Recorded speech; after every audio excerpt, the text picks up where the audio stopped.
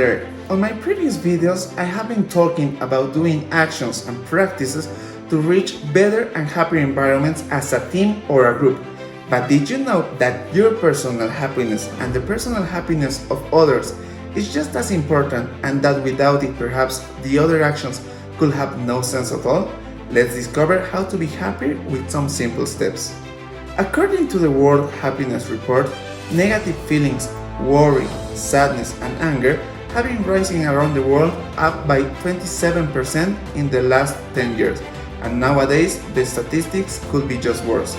There is a place where this number might have raised up to 100% on the last months, and that place is called my fiance's house. The story is really simple. Recently, her bigger sister that was living in the US came back to Bolivia. Before she left, there were fights. When she left, there were peace, and lately there was chaos. But this was not because of failures on communication or lack of empathy, but because of personal dissatisfaction on different members in the family. Dana was stressed out about losing her independence again. Luciana was struggling with having classes online. Victor was sad because his friends were suffering from COVID. And Ivana was angry because she was being sadly forced to go to her work. Yet, as there is light on the darkest places, there is happiness through the hardest times. And Management 3.0 helped me to help them to clarify their sight in order to see better how they could become happier by improving some little things. That's why I am really glad to present you the 12 steps for happiness by Management 3.0. Even though happiness might be a subjective feeling and might not be the same for everyone, Jürgen discovered some things in common that helps everyone to create this emotion on our lives, and perhaps even in an unconscious way. Also, as he says, happiness is a path to choose, a path with simple actions to execute that are as easy as saying thanks, giving, helping, eating well, exercising, going outdoors, meditating, socializing, just smiling, and some other things.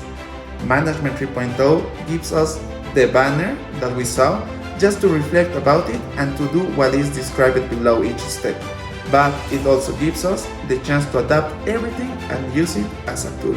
If you want to apply the steps, reflections on a practical way, you can do something like this. I printed the image on regular paper and went to my fiance's house in order to make them fill the empty spaces. It's just a list of steps with one space to put some scores and another to take some notes. By doing this, you can first evaluate how you have been feeling regarding each step, in this case scoring from 0 to 5.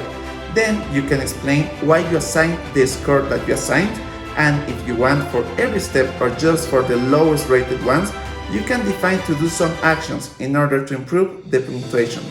The important thing here is to set goals and actions that you are going to execute in the immediate future, and to review all the steps and re-score them again after a short period of time, and also regularly through the different situations that you might lead.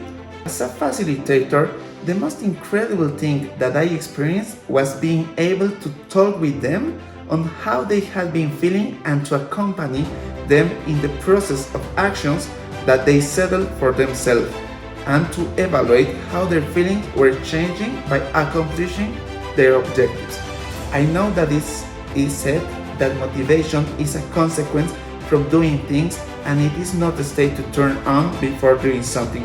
And believe me that with this practice, I just lived that phrase in the flesh. If I had to change something, perhaps I will divide the assessment of steps according to different environments that anyone could have on their life. For example, analyze the 12 steps on a school-related scenario, on a work-related scenario, and even on a personal life-related scenario. Eventually, everything will be mixed up, but by doing this, we can reach happiness on more than one aspect in our lives. I dare you to walk the path of happiness, and also to experience, as I did, that just as in love, happiness is all about consistency. Consistency on applying day by day one, some, or all the steps with little actions. See you on another practice video.